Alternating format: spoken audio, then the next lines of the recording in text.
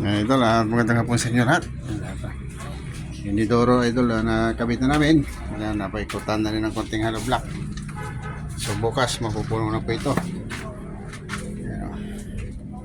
Ayan. Kabit na namin Nidoro para maayos na. Ayan po idol.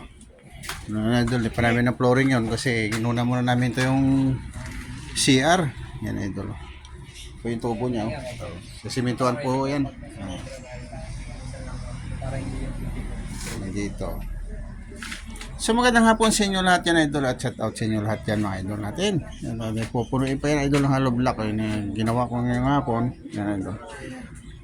Kunti na lang mapupuno na idol. Hinabot pa kami ng alas 5 mapupuno na. Ayan o.